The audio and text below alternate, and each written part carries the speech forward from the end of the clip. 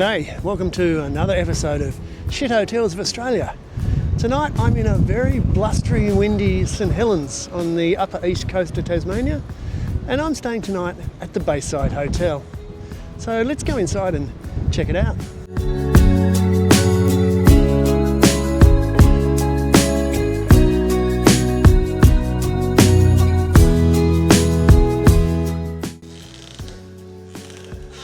Right. So this is room 25 at the Bayside Hotel. I'm in the motel section.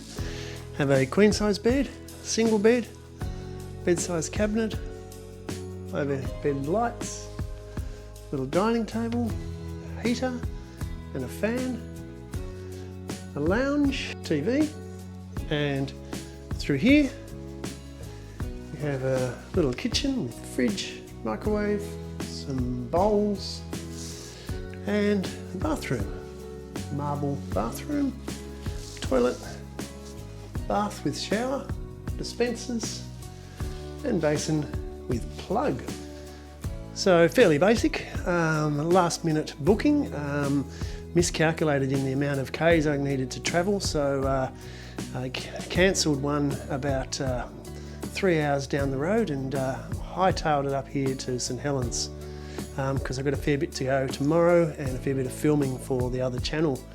But this will do. I got a 10% off voucher for the bistro, so I'll probably eat there. I might have a look around St Helens and see if there's something else, but probably going to eat at the bistro because another early start in the morning.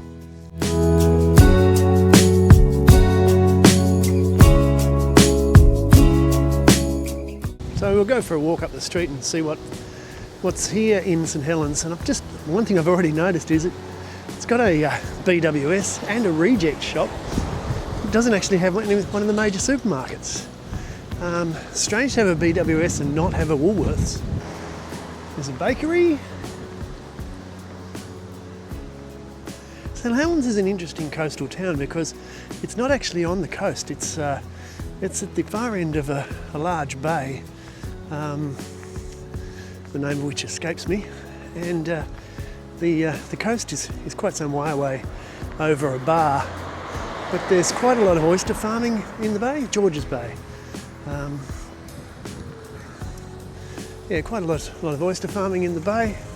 I did help set up the aquaculture program at the trade training centre at the local school here some time ago.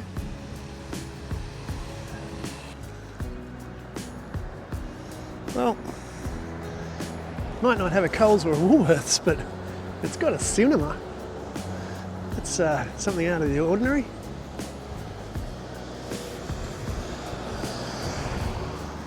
Lots of the restaurants are not open on Monday night, unfortunately, such as the Bay's Kitchen here, and where I would have gone, the Azuki Eating House, but unfortunately closed. So I'll walk just up a little bit and might check out the East Coast Village Providore and Cafe. See if they've got any interesting lots of food, because I have got the fridge in the back of the car, so it gives the advantage of actually being able to buy things when you find them.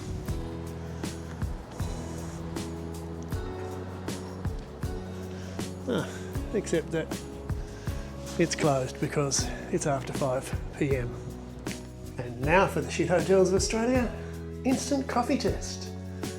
Here at the Bayside Hotel we have Nescafe with an expiry of February 2027. Of course, while I might be drinking it, not drinking instant coffee, and considering I'm only staying in the hotels on this trip for one night, I didn't bring the coffee machine, but I had a bright thought, and I brought coffee, really nice Vietnamese coffee, and the filter with the filter papers. So I'll be having some nice coffee in the morning. And now for the Shit Hotels of Australia fridge noise test. On this trip I'm checking out the fridge noise because I don't have to bring my medication, so I don't have to have the fridge running, so I may well turn it off. This one sounds reasonably quiet, but the switch is right here, so if it's noisy, it's going off. And one thing you do love about a good Tassie hotel is that they do have a heater that works. I just picked one slight, can you call it upkeep issue? I'm not sure. But in terms of the heating, we do have this interesting, very large gap underneath the doorway. And we have no way of shutting this off. One do-it-yourself door snake. And we're saying that it was going to be quiet, forgetting of course that the Variety Tas Bash are staying here tonight, as evidenced by that car there and the one that drove past. Yeah, well, let's hope they need their beauty sleep after a long day on the road. I've been on the road for 10 hours today, so I need my beauty sleep. And this is the seaside, or the Bayside of the Bayside Hotel. This is a pool.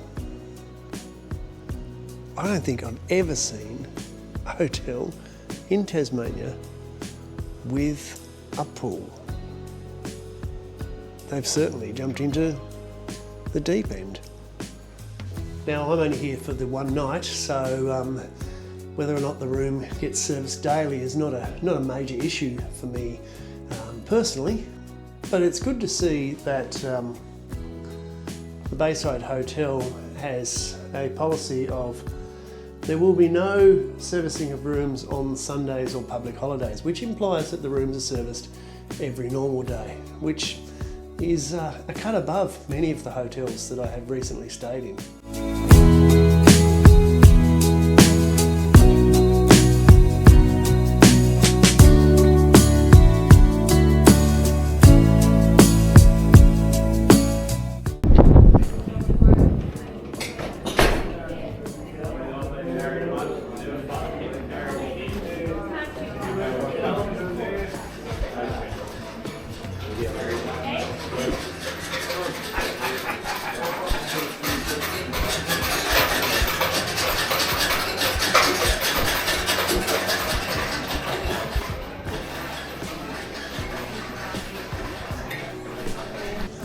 So as predicted, I decided to dine in tonight at the Bayside Hotel Bistro. Take advantage of the 10% discount offer, which is great. Having the roast pork, which was $25, but it's $22.50. And schooner of bogues, $6. And a glass of red, $6. So I can tell you that we'll wait and see what the quality of the food's like, but I can definitely tell you this is good value. Here's cheers. Well, the roast has arrived. Again, very quickly. I think I got 2 mouthfuls of the beer down before the meal arrived. It looks a tad underwhelming, but we'll tuck in and we'll see how it goes. So we'll swap beer for wine. Bon appetit. Well, as predicted, that was a little bit underwhelming, but I did eat pretty much 90% of it and left the best bit for last.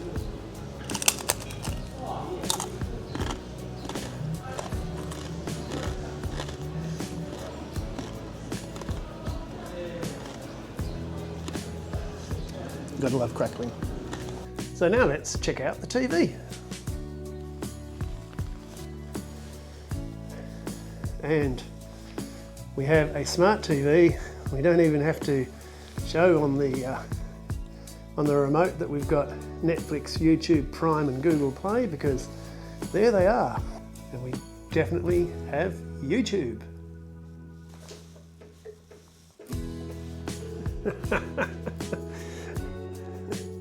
This is actually the first time I've seen this one on the big screen. It must have gone up just the other day.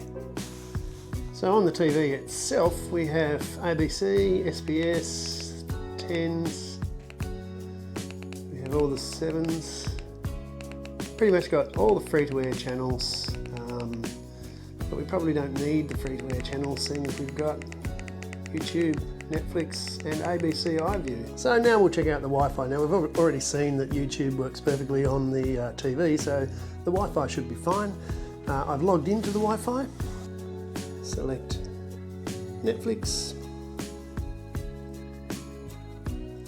and we'll continue watching this. Yep, and it's perfect. So I don't think there'll be any issue with the Wi-Fi, which is great.